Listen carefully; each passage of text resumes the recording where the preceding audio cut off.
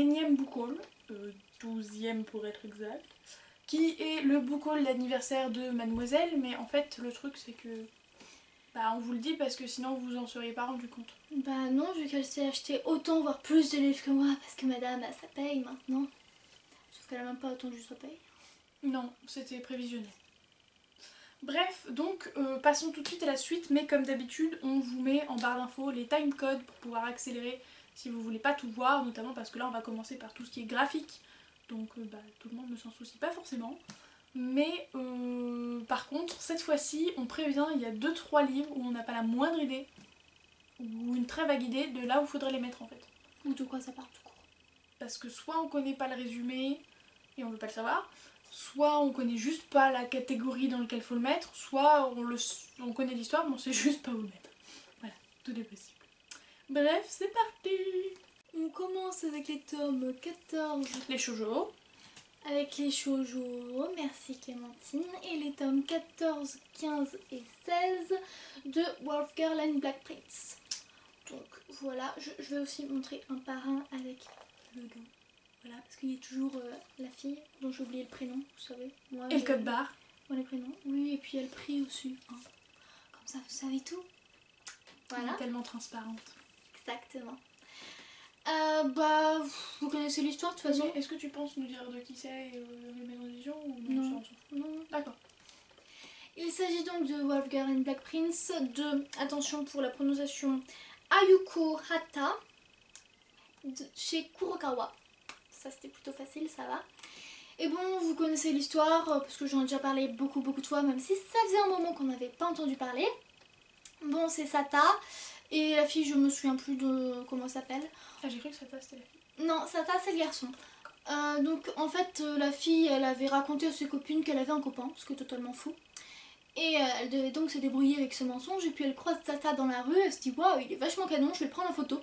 Sauf que bah il s'en est rendu compte, et ils se rendent compte pas longtemps après que bah ils sont dans le même lycée. Voilà, et ils décident de faire un pacte, de faire un faux couple. Voilà. Merci. Je t'en prie.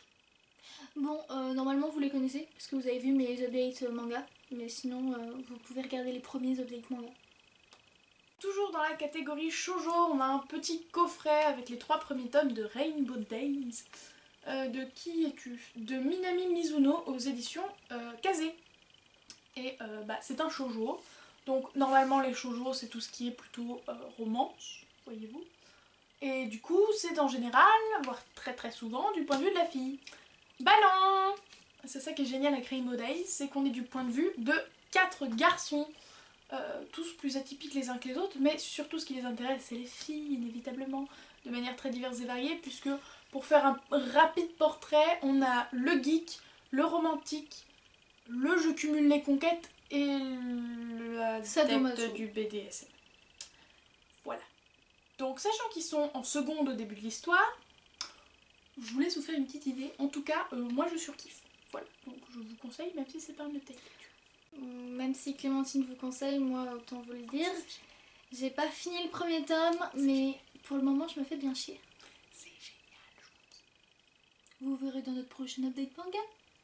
Et enfin pour finir avec la catégorie shoujo, grosse catégorie aujourd'hui quand même, on a le dernier tome en date de Perfect World qui est le tome 5 de Ryaruga. Ryaruga. J'essaye de prononcer correctement moi madame, au lieu de faire à chaque fois du attention pour la prononciation. Je préviens mon auditoire que ça va être moche. Oui, ça. Aux éditions Akata. Et pour ceux qui n'auraient pas vu, comme disait Laurine, les updates des mangas précédents, bah il s'agit d'une romance entre un handicapé et une nana. Et voilà, j'ai pas envie d'en dire plus. Désolée pour mon bâillement. Et c'est pas non plus un update lecture, donc je ne vais pas vous parler spécifiquement de ce que j'en ai pensé, mais c'est toujours une série que j'aime bien. Ensuite, on continue et on finit la catégorie des illustrés avec des illustrés fantastiques. Et oui, avec des BD surtout. Et qui ne sont pas, j'allais dire, c'est pas une BD l'autre, hein, et qui ne sont pas des mangas, donc je disais, tada! Avouez, vous êtes trop content d'apprendre. Avouez, vous êtes trop content de l'apprendre. Donc il s'agit du deuxième tome de Bloody Harry. Vous êtes trop content de l'apprendre, mais il y en a qui le savaient déjà grâce à notre Instagram, parce que nous avons posté la photo de tous les livres que nous avons achetés récemment. Pas ceux que j'ai eu à mon anniversaire, mais ceux que nous avons achetés récemment. Et du coup, il y en a qui étaient au courant avant. Donc on vous dit, si vous voulez être au courant avant quand on se fait plein d'achats, parce que c'est ça qu'on poste le plus souvent, et bien c'est sur notre Instagram qu'il y a dans la barre d'infos. C'était la minute pub. Bref, donc c'est le deuxième tome de Bloody Harry d'Alexandre Harlen et il s'appelle Abracadabra. Abracadabra. C'est aux éditions Jungle et qui est écrit 10 ans et plus, hein. Ce qui est compréhensible parce qu'il y a quand même de la bonne grosse connerie. Non mais enfin, je vous lis la 4e de couverture rapidement. Notice d'utilisation. En cas d'attaque d'un mage noir. Étape 1, tenez la BD par la tranche. Étape 2, lancez la BD sur l'ennemi. Étape 3, en criant Abracadabra. Pour un usage normal de la BD, étape 1, lisez la BD. Et c'est plein de conneries, genre ça. Attendez, à une main c'est compliqué parce que j'ai une sacrée pile sur les genoux quand même. Je sais pas si vous verrez grand chose, en tout cas la lumière était foireuse. Voilà. Si vous n'avez pas réussi à lire, il y a écrit « Oh mon dieu, cette BD est un objet maudit, trouve un croc de basilic et transperce-le vite !»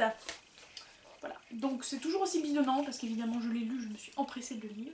Je crois que j'étais même en train de le lire dans le Val d'Europe. Mais ce n'est pas un update. Mais c'est pas un update, mais quand même. Voilà, je t'ai vu dessus. Et enfin, dernier illustré, et gros illustré qui coûte bien cher sa mère.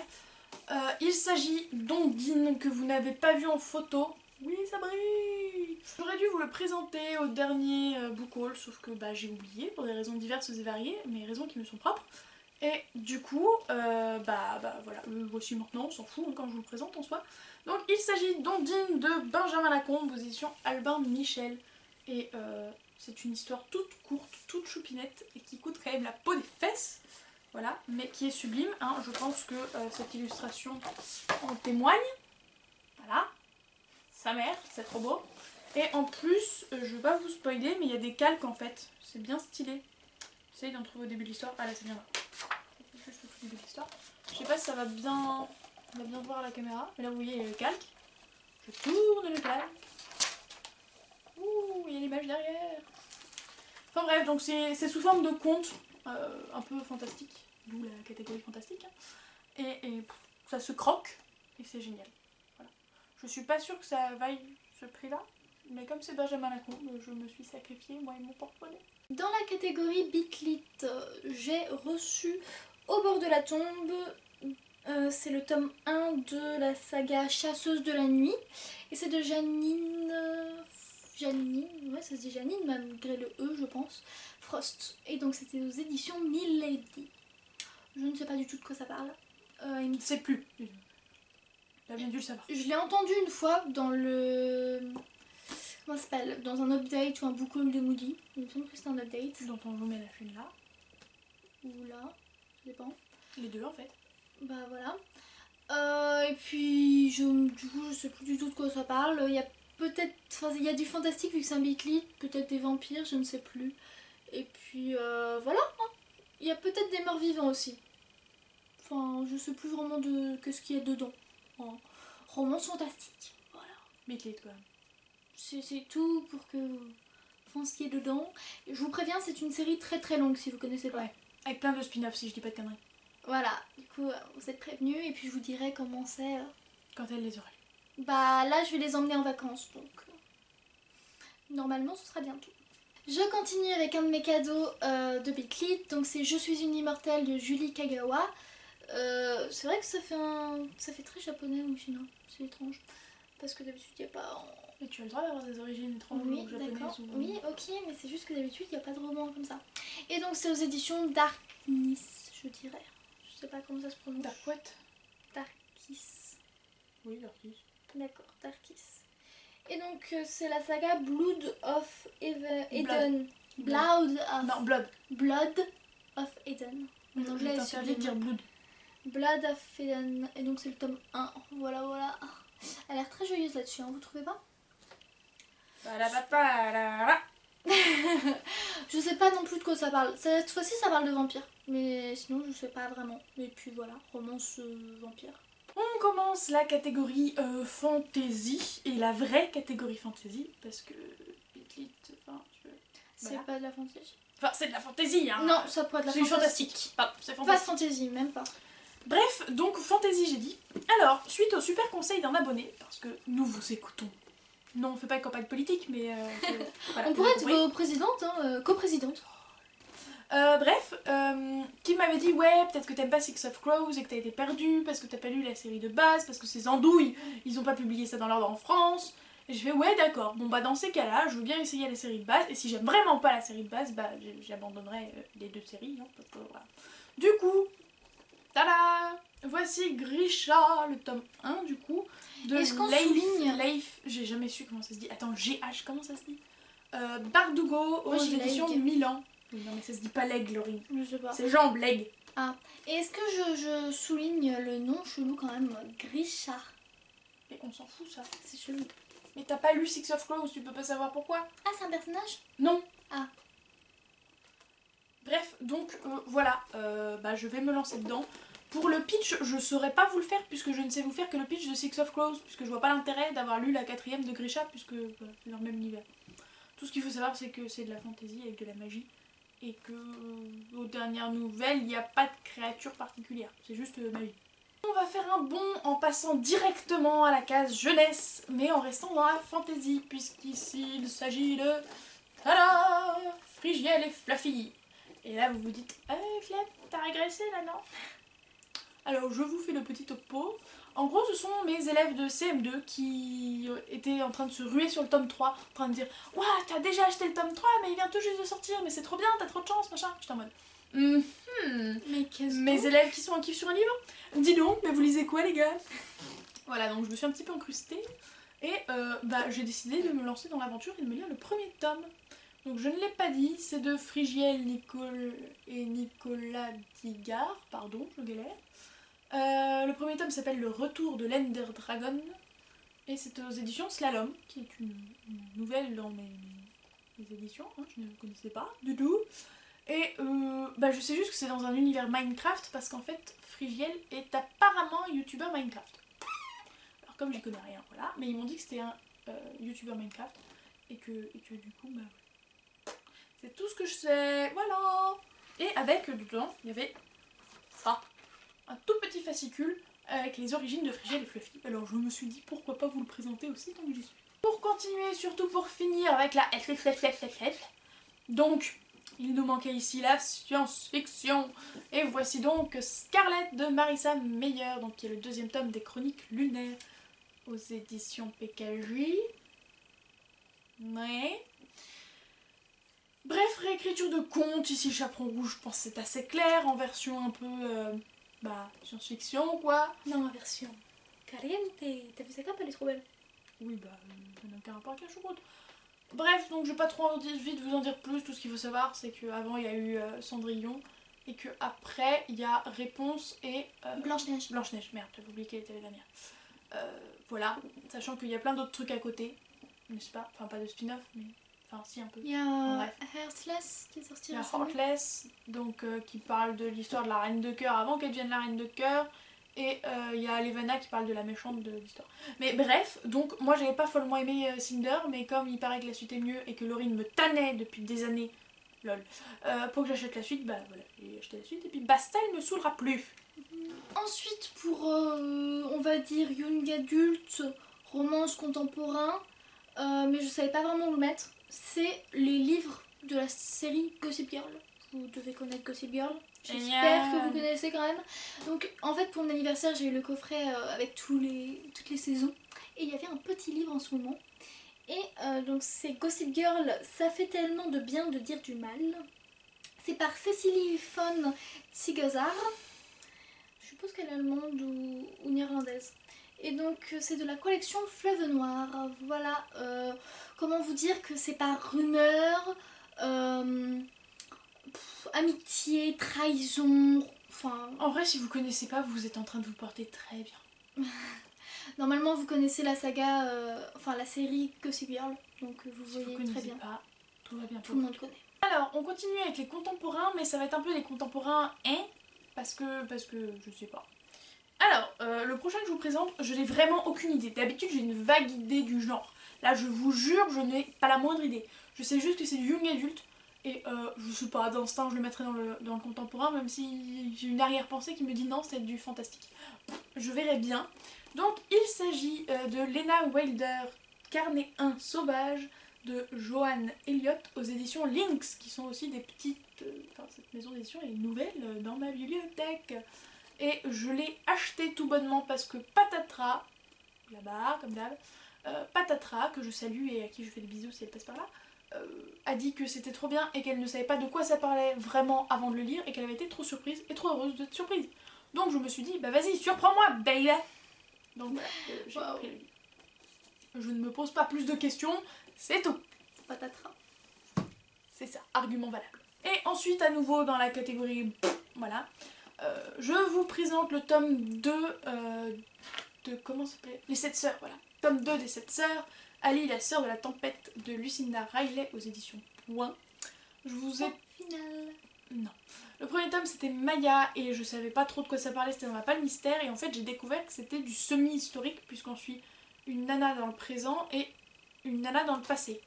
Et on les suit à peu près proportionnellement autant l'une que l'autre, donc en fait c'était presque de l'historique. Alors je vous avais déjà dit dans un tag que jamais je lirais de l'historique. De toute façon je lis Outlander donc voilà, à partir de là c'est foutu.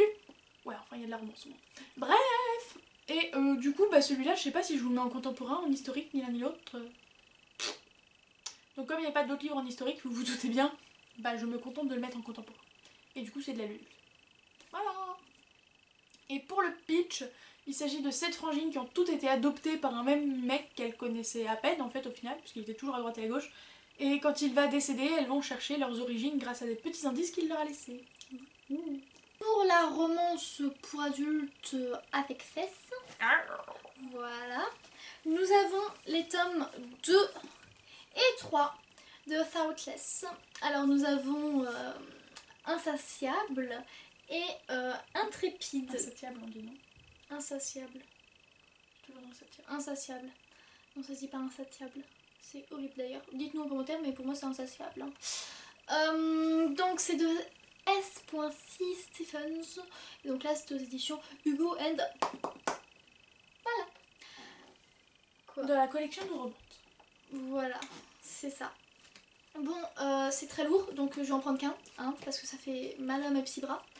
Que vous dire pour l'histoire? On va prendre le premier tome et je vais vous dire que déjà il y a triangle amoureux parce que c'est une nana qui est avec son copain et en fait son copain il trouve un boulot à l'autre bout du pays et du coup elle déménage avec lui parce qu'elle l'aime et qu'elle veut le suivre parce qu'elle ne supporterait pas d'être loin de lui. C'est beau. Et ils vont habiter avec un autre garçon qui est dans un groupe de rock et par une raison X ou Y ils finissent par se retrouver, la fille et l'autre garçon, tout seul pendant 2 mois. Sans le petit copain. Et du coup, il y a des petits dérapages. Oups, on n'a pas fait exprès. Moi aussi j'ai de la romance, et oui ça arrive. Il s'agit de cette magnifique édition rose. Elle est trop belle. Bon après coup j'ai regardé la couverture originale et même si je déteste le rose, en fait celle-là elle est mieux. Mais bref, sur le coup j'étais pas contente, mais je me suis dit c'est un poche, ça coûte moins cher, je le prends. Donc il s'agit d'Archer's Voice, c'était très mal dit, de Mia Sheridan aux éditions J'ai lu. Mia Sheridan, ça me dit quelque chose. Oui, elle a écrit pas mal de romances. J'avoue. Ah bah peut-être. Et je crois pas que c'était dans ma wishlist, mais j'en ai tellement entendu de bien, notamment de Simi, des loisirs de Simi, pareil, là-haut. Et du coup, même si c'était pas sur ma wishlist, je l'ai vu en format poche, je me suis dit bon vas-y lance-toi, écoute. Du coup, je me rappelle juste, je crois, je suis même pas sûre, qu'il s'agit d'un mec qui vivait dans les bois en mode ermite et qu'il y a une nana qui va emménager juste à côté de la forêt et qui va vouloir sympathiser avec. Voilà. Vous vous doutez bien qu'ils vont pas s'en tenir à sympathiser. Comme c'est pour adultes, j'ai tendance à dire qu'il y a de la fesse, mais j'en sais rien en vrai. Donc, voilà. Alors pour moi, je vous dirais une fesse et demie, parce que je sais pas s'il y a de la fesse, mais je pense que s'il y en a, c'est pas dans toutes les histoires. Oui, c'est shiny et oui, ça fait un reflet jusque sur le meuble en face. Voilà, parce que c'est Imagine, je ne sais pas comment on dit, de Anatole et plein d'autres auteurs que je ne vais pas tous citer. Donc ce sont 34 fanfictions. Voilà, donc tous des romances avec plein de stars. Et je vais toutes les citer parce que je pense que ça peut vous intéresser. Vraiment, parce que moi j'aurais aimé savoir quelle star il y avait. Attention, c'est la version rapide. Version rapide, on a dit. Oui, j'essaie, je vous jure.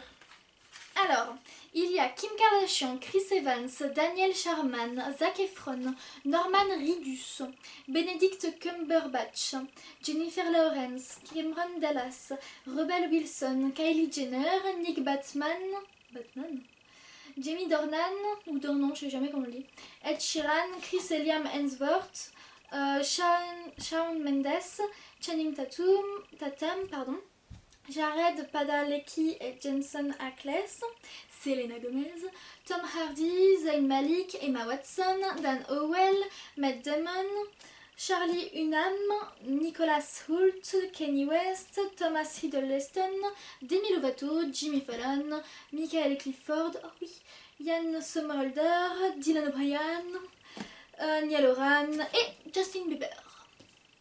J'aime à peu près la moitié et un peu moins. Voilà. Et il y en a qui nous font peur. Ouais, Genre comme Kim Kardashian. Kanye West. Ou Kanye West, pourquoi pas, mais Kim Non, Kardashian. non, non. Elle va être toute gentille, je te parie. Pardon, t'es sortie toute seule. En général, quand on gerbe, ça sort tout seul. Ensuite, seul représentant de sa catégorie, qui est la catégorie thriller, et on n'a plus de batterie, alors on va se manier le fion, désolé.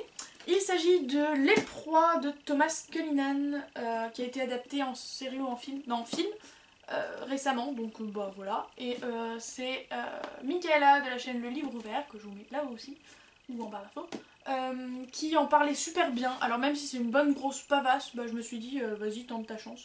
Et du coup ça parle d'un soldat qui va arnaquer plus ou moins une bonne grosse troupe de femmes qui va l'héberger parce qu'il est blessé. En gros, c'était le pitch rapide parce qu'on n'a plus de batterie. Voilà. Ok, ensuite nous avons 9 English Short Stories. Donc en fait ce sont des histoires en anglais avec des annotations sur la page d'à côté pour m'aider à lire en anglais. Donc il y a plein d'auteurs comme V. Wolf, Bowen, Forster, Lawrence et Rhys. Donc c'est chez Le Livre de Poche. Et je ne sais pas du tout de quoi ça parle mais ça a l'air pas génial. Voilà, je vous le conseille pas mais on verra quand je le lirai. Oui, je peux pas trop parler.